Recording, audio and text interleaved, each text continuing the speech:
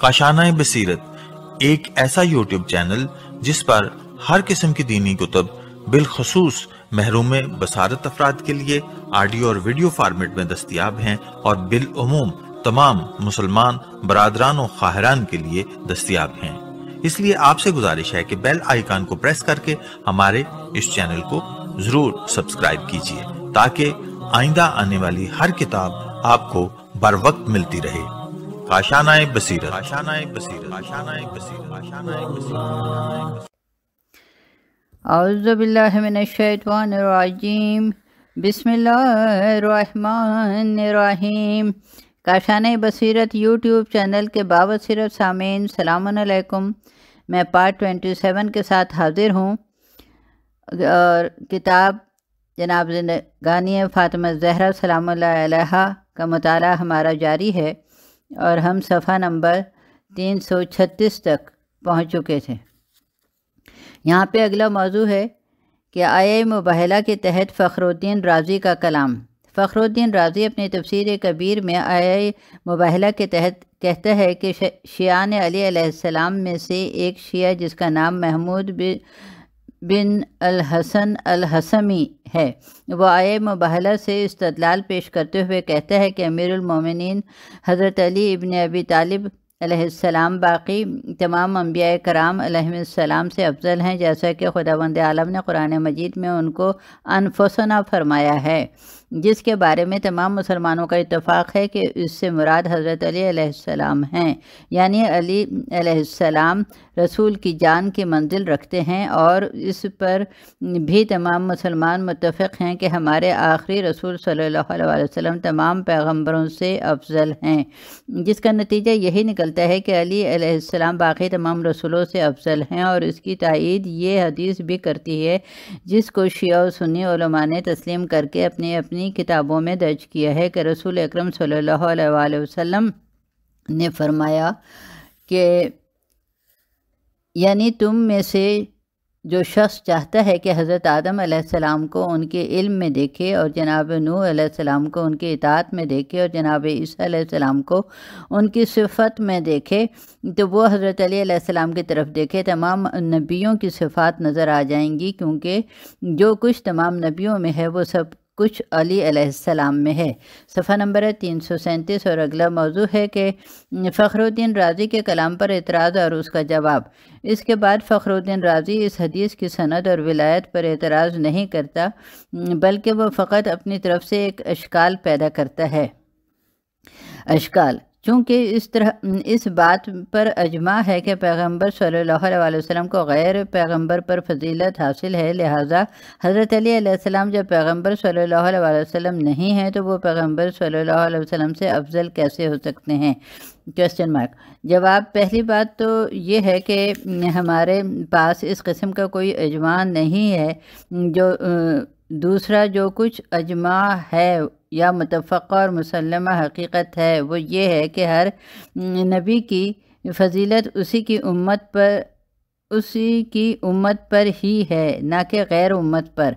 लिहाजा हज़रत अली अलैहिस्सलाम की फ़जीलत का इस हकीकत के साथ टकराव पैदा नहीं होता, क्योंकि आप उम्मत मुस्तफ़ा सल्लल्लाहु अलैहि वसल्लम से हैं और उसकी वजाहत अपने मकाम और महल पर हो जाएगी।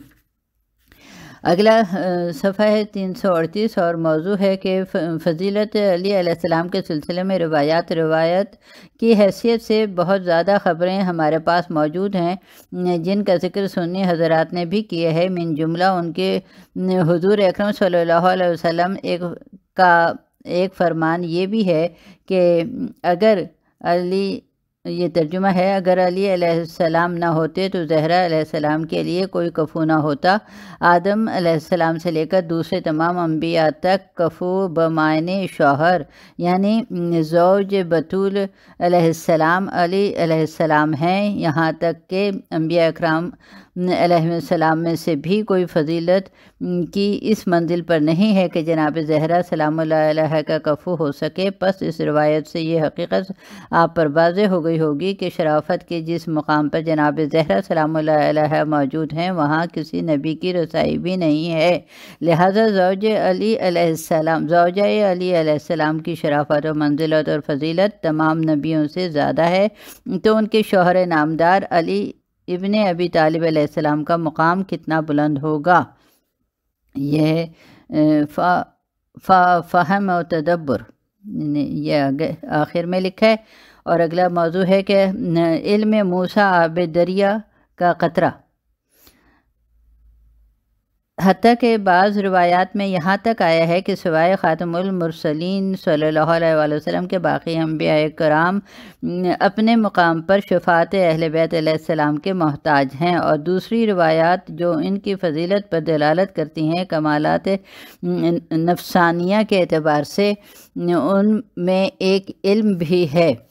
اور صفحہ نمبر 339 اور اگلا پیراگراف ہے کہ جیسا کہ روایت میں فرمایا گیا ہے کہ موسیٰ بن عمران اور خضر علیہ السلام دریا کے کنارے پر کھڑے ہوئے تھے کہ انہوں نے دیکھا کہ ایک پرندہ آیا ہے جس نے اپنی چونچ کے ذریعے دریا کے پانی سے ایک قطرہ بلند کیا اور مشرق کی طرف پھینک دیا، اور دوسرا قطرہ اٹھا کر مغرب کی جانب پھینک دیا، اور تیسرا قطرہ اٹھا کر آسمان کی طرف پھینک دیا، اور چوتھا قطرہ اٹھا کر نیچے کی جانب پھینک دیا، جبکہ موسیٰ علیہ السلام اور خضر علیہ السلام کھڑے دیکھ رہے تھے کہ یہ کیا معاملہ ہے اور اس کا کیا مقصد ہے۔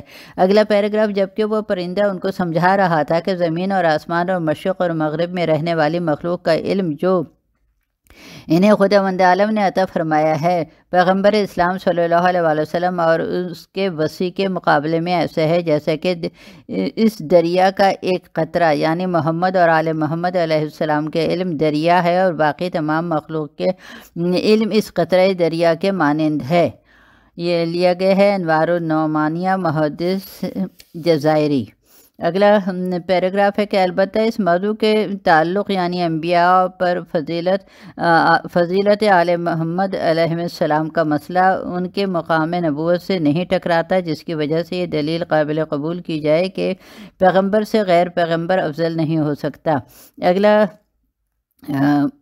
پیراگراف اور آخری لائنیں، اور محدث جزائری نے انوار نعمانیہ میں بہت زیادہ روایات کو نقل کیا ہے، مگر یہاں صرف ایک روایت کو پیش کرنے پر اکتفا کیا جاتا ہے۔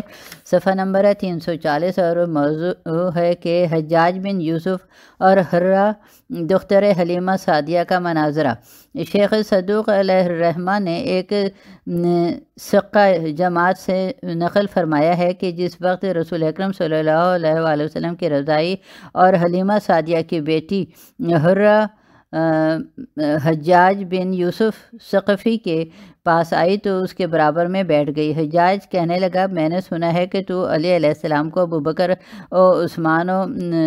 ابو بکر و عمر و عثمان پر ترجیح دیتی ہے۔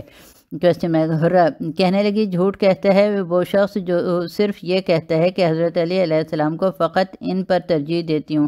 حجاج کہنے لگا، تو دوسرے وہ کون لوگ ہیں جن پر تو علی علیہ السلام کو ترجیح دیتی ہے؟ حرہ، میں حضرت علی علیہ السلام کو آدم علیہ السلام، نوح علیہ السلام، لوط علیہ السلام، ابراہیم علیہ السلام اور موسیٰ اور داؤد علیہ السلام اور سلیمان اور عیسیٰ بن مریم علیہ السلام پر بھی ترجیح دیتی ہوں۔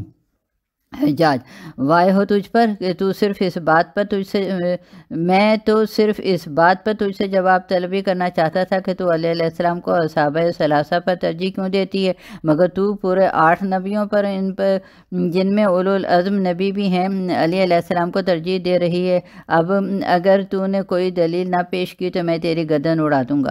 حرہ، میں حضرت علی علیہ السلام کو ان پیغمبروں پر ترجیح نہیں دے رہی، بلکہ خداوند عالم نے قرآن مجید میں ان پر حضرت علی علیہ السلام کو افضلیت دی ہے۔ صفحہ نمبر ہے 341، اور اگلا موضوع ہے کلام خدا اور مقام آدم و علی علیہ السلام۔ حرہ کہنے لگی، خداوند عالم نے جناب آدم علیہ السلام کے بارے میں قرآن مجید میں فرمایا ہے، ترجمہ ہے سورہ طہ آیت نمبر 21 کا، کہ اور نافرمانی کی آدم نے رب اپنے کی، پس گمراہ ہو گیا۔ اور وہی خداوند عالم اسی قرآن مجید میں حضرت علی علیہ السلام کے کام کی تعریف کرتے ہوئے فرماتا ہے، ترجمہ سورہ دہر آیت نمبر 22، اور تمہاری کوشش شکر گزاری کے قابل ہے۔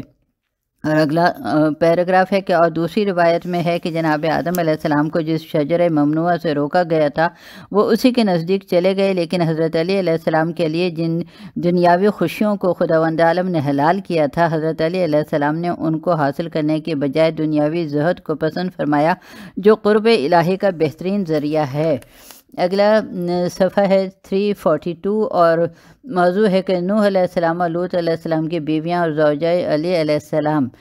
حجاج نے کہا کہ بہت خوب اے حرہ، یہ بات تو نے درست کی ہے، مگر نوح علیہ السلام پر حضرت علی علیہ السلام کو کس بنا پر ترجیح دیتی ہو؟ حرہ میں جناب نوح علیہ السلام پر حضرت علی علیہ السلام کو ترجیح اللہ کے فرمان کے مطابق دیتی ہوں، جیسے کہ وہ اپنے کلام میں فرماتا ہے، اور یہ ہے ترجمہ اس کا کہ جو لوگ کافر ہو گئے ان کے لیے اللہ تعالیٰ نے نوح کی عورت اور لوط کی عورت کی مثال بیان کی ہے کہ وہ دونوں ہمارے دو صالح بندوں کے تحت تھیں، پس ان دونوں عورتوں نے ان دونوں صالحین سے خیانت کی۔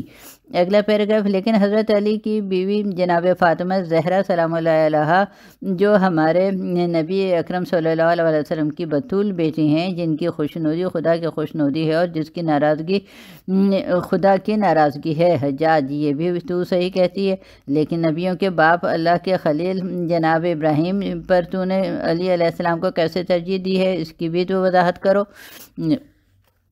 صفحہ نمبر ہے 343 اور اگلا موضوع ہے کہ داستان ابراہیم اور چار پرندے۔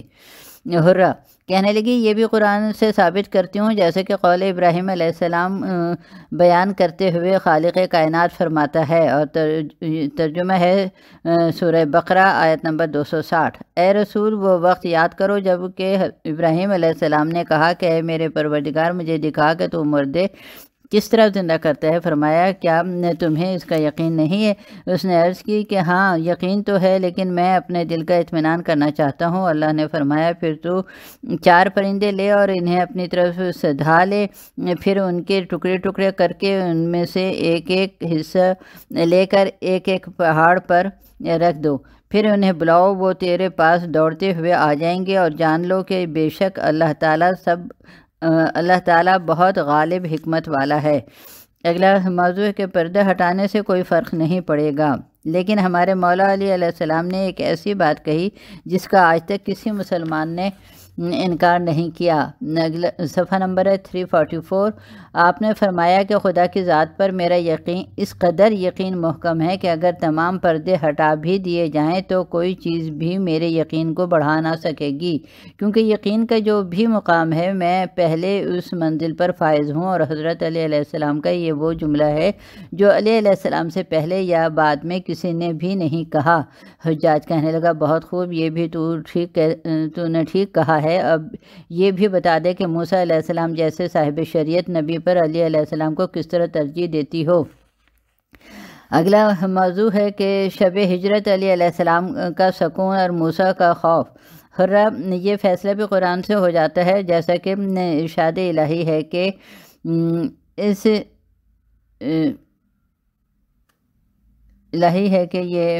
اس کا ترجمہ ہے کہ پس وہ موسیٰ اس شہر سے ڈرتا ہوا راہ دیکھتا ہوا نکلا، اور یہ کہہ رہا تھا کہ خوف کی وجہ سے کہ قال رب نجینی من القوم الظالمین، اے میرے پروردگار مجھے ظالموں کی قوم سے نجات دے۔ لیکن جب شب ہجرت بستر رسول صلی اللہ علیہ وسلم پر علی علیہ السلام سو رہے تھے تو کسی قسم کا کوئی خوف نہ تھا، یہ اس قدر پرسکون نیند تھی کہ محبت خدا اور رسول میں کہ خود خالق کائنات قرآن مجید میں فرماتا ہے، وَمِنَ النَّاسِ مَن یشری نفسہ ابتغاء ومرضات اللہ واللہ رؤوف بالعباد، سورہ بقرہ آیت نمبر 27۔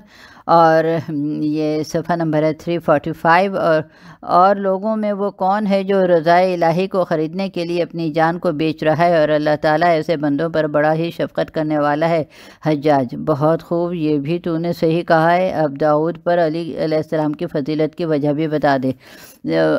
اگلا موضوع ہے داؤد کی حکومت اور حق کا فیصلہ۔ حرہ: داؤد پر علی علیہ السلام کی فضیلت بھی قرآن مجید سے ثابت ہے، جیسے کہ اللہ تعالیٰ فرماتا ہے، اور یہ ترجمہ ہے سورہ سعد کی آیت نمبر 26 کا، کہ اے داؤد، یقیناً ہم نے تجھے زمین میں خلیفہ بنایا، پس تو لوگوں کے درمیان حق کے ساتھ فیصلہ کیا کر اور خواہش کی پیروی نہ کر۔ حجاج: داؤد کی حکومت میں وہ فیصلہ کیا تھا۔ حرہ: وہ فیصلہ کیا تھا؟ حرہ: اس کی حکومت میں 2 مردوں کے درمیان فیصلہ تھا، جس میں سے ایک کھیتی باڑی کا کام کرتا تھا اور دوسرے کے پاس بکریاں تھیں، اور وہ اپنی بکریوں کو زراعت والے کی کھیتی باڑی میں چرانے لے جاتا تھا، جس کی وجہ سے اس کی زراعت خراب ہو گئی۔ ان دونوں میں جو تنازع تھا وہ داؤد کے پاس اس کے فیصلہ کرانے کے لیے آئے تھے، جس میں جناب داؤد علیہ السلام نے یہ فیصلہ دیا تھا کہ ان بھیڑوں بکریوں کو بھی بیچ کر ان کی قیمت زراعت والے کو دے دی جائے تاکہ اس کا نقصان پورا ہو سکے۔ اگلا پیراگراف ہے صفحہ 346۔ اس وقت ان کے بیٹے جناب سلیمان علیہ السلام نے کہا تھا، بابا جان، اس طرح تو بکریوں والے کا نقصان ہوگا۔ انہوں نے کہا، پھر کیا کیا جائے؟ تو جناب سلیمان علیہ السلام نے کہا کہ اس طرح کیا جائے کہ بکریاں زراعت والے کے حوالے کر دی جائیں، وہ ان کا دودھ پیے اور کھال پر جو اون ہے وہ بیچتا رہے یہاں تک کہ اس کی زراعت والا نقصان پورا ہو جائے، اور نقصان پورا ہو جائے تو زراعت والا بکریوں کو اس اصل مالک کی طرف لوٹا دے۔ اس فیصلے پر قرآن کہتا ہے کہ فَفَهَمْنَا سُلَيْمَانَ، یہ سورہ انبیاء کی آیت نمبر 79 ہے۔ پھر ہم نے وہ فیصلہ سلیمان کو سمجھا دیا تھا جو مطابق حق تھا۔ اور اگلا موضوع ہے کہ پوچھ لو مجھ سے قبل اس کے کہ مجھ کو نہ پاؤ۔ لیکن ہمارے مولا علی علیہ السلام نے تو یہ دعویٰ فرمایا تھا کہ پوچھ لو مجھ سے۔ یہ سورہ لیا گیا ہے انوار النعمانیہ سے 226 صفحے سے۔ پوچھ لو مجھ سے جو کچھ آسمانوں کے اوپر ہے، پوچھ لو مجھ سے جو کچھ عرش کے نیچے ہے، پوچھ لو مجھ سے جو کچھ پوچھنا ہے قبل اس کے کہ تم مجھے نہ دیکھ سکو۔ اگلا پیراگراف اور لائن، اور فتح خیبر کر کے جب علی علیہ السلام نبی کے پاس آئے تو حضور صلی اللہ علیہ وسلم نے حاضرین کو فرمایا تھا کہ تم سب سے افضل اور دانا ترین علی ابن ابی طالب علیہ السلام ہیں۔ اور حجاج: آفرین ہے تمہارے لیے اے حرہ، اب یہ بھی بتا دو کہ علی سلیمان علیہ السلام سے کس طرح افضل ہیں۔ اور صفحہ نمبر ہے 347۔ اور اگلا موضوع کہ ملک سلیمان اور طلاق دینا۔ حرہ: یہ بھی قرآن میں ثابت ہے، جیسے کہ ارشاد ہوتا ہے سورہ سعد آیت نمبر 35، اور ترجمہ کہ جناب سلیمان نے اپنے رب سے ملک عظیم میں دنیاوی بادشاہی مانگتے ہوئے کہا، اے میرے پروردگار، تو مجھے ڈھانپ لے اور مجھے ایک ایسا ملک دے جو میرے بعد کسی اور کے لائق نہ ہو۔ لیکن ہمارے مولا علی علیہ السلام نے دنیاوی حکومت کو ٹھکراتے ہوئے کہا کہ اے دنیا، میں نے تجھ کو 3 طلاق اس لیے دی ہیں تاکہ تیری طرف رجوع نہ ہو سکے۔ اس وقت خداوند عالم نے اس آیت کو نازل فرمایا، اور یہ اس کا ترجمہ ہے کہ یہ آخرت کا گھر ہم ان لوگوں کے لیے مقرر کر دیتے ہیں جو زمین میں نہ تو بلند ہونا چاہتے ہیں اور نہ فساد چاہتے ہیں، اچھا انجام پرہیزگاروں ہی کے لیے ہے۔ اگلا صفحہ ہے 348۔ اور حجاج: یہ درست ہے اور تو نے بہت اچھی بات کی ہے۔ اب عیسیٰ بن مریم پر افضلیت علی علیہ السلام ثابت کر۔ اور اگلا موضوع کہ عیسیٰ علیہ السلام پر اعتراض ہوا ہے علی علیہ السلام پر نہیں۔ حرہ: خداوند عالم نے فرمان کے ذریعے عیسیٰ علیہ السلام پر علی علیہ السلام کو فضیلت دی ہے، جیسے کہ قرآن مجید میں عیسیٰ علیہ السلام سے خطاب کرنے کے بعد اشارہ ہوتا ہے۔ اور ترجمہ ہے سورہ مائدہ آیت نمبر 116 کا کہ اور وہ وقت یاد کرو جب اللہ تعالیٰ کہے گا، اے عیسیٰ بن مریم علیہ السلام، کیا تو نے لوگوں سے کہا تھا کہ مجھے اور میری ماں کو اللہ تعالیٰ کے سوا دو خدا بنا لو؟ عیسیٰ کہیں گے کہ تیری ذات پاک ہے، میں نے کوئی ایسی بات نہیں کی جس کا مجھے حق نہ تھا۔ اگلی لائنیں، لیکن ہمارے مولا علی علیہ السلام کو غالیوں نے خدا کہا ہے، مگر خداوند عالم نے اس پر کوئی عتاب نہیں فرمایا۔ حجاج، شاباش اے حرہ، تو اپنے دعوے میں بہت خوبی کے ساتھ دلائل کے ساتھ کامیاب ہو گئی ہے، سچی ثابت ہو گئی ہے، ورنہ میں تمہارے عقائد پر تم کو بہت ظالمانہ سزا دیتا۔ اگلے لائن، بہرحال حجاج نے آخر میں جناب حرہ کو انعام و اکرام سے نوازا اور عزت و احترام کے ساتھ رخصت کیا۔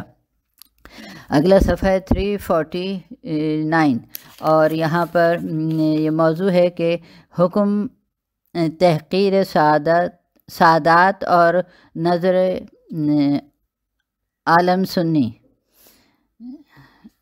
عالم یعنی جو ہوتے ہیں۔ اگر کوئی شخص ذرا غور و فکر کے ساتھ سنی کتب کا مطالعہ کر لے تو واقعی وہ حیران ہو جائے گا کہ جب اس قدر وضاحت کے ساتھ مقام سادات موجود ہے تو پھر ان کی یہ حق تلفی اور گردن کشی کس وجہ سے کی گئی ہے۔ ایک سنی عالم فاضل دولت آبادی جس کا تعلق علماء ہندوستان سے ہے، اس نے کتاب فضائل السادات کے صفحہ 68 پر اس جملے کو تفسیر آیہ مودت کے ضمن میں لکھا ہے، اور فتویٰ کی صورت میں یہ جملہ وہاں موجود ہے کہ اگر کسی نے اولاد زہرا علیہ السلام کی توہین کی اس لحاظ سے کہ اس نے سادات کو حقیر اور چھوٹا تصور کیا تو وہ شخص کافر ہو گیا، کیونکہ حقیقت میں اس نے جد سادات نبی اکرم صلی اللہ علیہ وسلم کی توہین کی ہے۔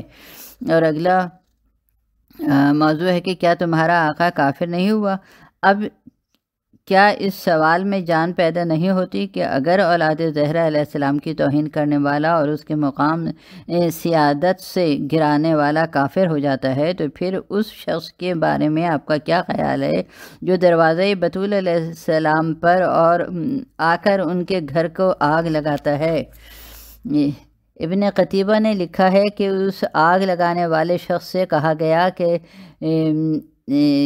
یہ ترجمہ ہے کہ کیا تو اس گھر کو آگ لگانا چاہتا ہے جس میں ہمارے نبی صلی اللہ علیہ وسلم کی بیٹی فاطمہ زہرا سلام اللہ علیہ رہتی ہیں؟ تو اس نے کہا رہتی ہوگی، اور پھر اس کا جواب یہ دیا جاتا ہے کہ عمر نے اجتہاد کیا تھا تاکہ ابو بکر کی خلافت مستحکم ہو جائے۔ صفحہ نمبر ہے 350۔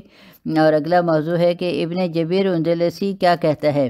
محمد بن احمد بن جبیر اندلسی المتوفی سن 614 المعروف ابن جبیر، جو کہ اہل سنت والجماعت کے بڑے علماء سے تعلق رکھتا ہے، کتاب غدر میں زید بن اسلم سے روایت کرتا ہے کہ وہ کہتا ہے کہ میں ان لوگوں میں شامل تھا جو جناب فاطمہ زہرا سلام اللہ علیہ کا گھر جلانے کے لیے عمر کے ساتھ خشک لکڑیاں کھینچ کر لا رہے تھے۔ یہ معاملہ اس وقت ہوا جب علی علیہ السلام اور اصحاب علی علیہ السلام نے ابو بکر کی بیعت سے انکار کر دیا تھا۔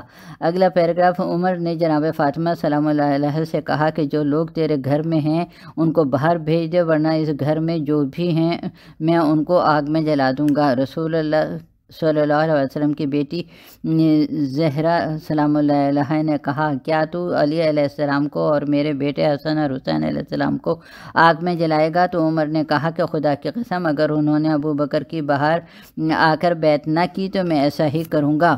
اگلا صفحہ 351 اور موضوع ہے کہ گفتار صفدی در مسقط محسن۔ اور صلاح الدین خلیل بن ابیک الصفدی بھی کتاب واقعی بالوفیات ترجمہ ابراہیم بن سیاد معروف بن نظام میں اس طرح کہتا ہے، اور یہ اس کے صفحہ نمبر 501 کا ترجمہ ہے۔ نظام کہتا ہے کہ حضرت علی علیہ السلام کی امامت کے لیے پیغمبر صلی اللہ علیہ وسلم نے نص فرما دی تھی کہ میرے بعد تمہارا سرپرست علی علیہ السلام ہے، اور صحابہ کرام نے ان کو پہچان بھی لیا تھا، مگر عمر نے ابو بکر کی خاطر رسول اللہ صلی اللہ علیہ وسلم کے اس فرمان کو پس پشت ڈال دیا۔ اور وہ کہتا ہے کہ اس دن عمر نے جناب فاطمہ سلام اللہ علیہ کو اس طرح مارا کہ ان کا بچہ محسن شہید ہو گیا۔ اس اگلا پیراگراف اس سلسلے کے لیے وضاحت 38 طریق سے کتاب ریاحین شریعہ جلد اول صفحہ 281 سے تا 292 پر موجود ہے، جس کا موضوع ہے کہ قضیہ حرق باب نزد اہل سنت۔ اور اگلا صفحہ ہے 352 اور موضوع ہے کہ ظاہری حکم کے مقابلے میں اجتہاد۔ علماء عامہ اس جرم کو خلیفہ عمر کا اجتہاد کہتے ہیں، یہاں تک کہ شاہ ولی اللہ دہلوی جو صاحب تحفہ کے باپ ہیں اور متعصب ترین سنی ہیں کتاب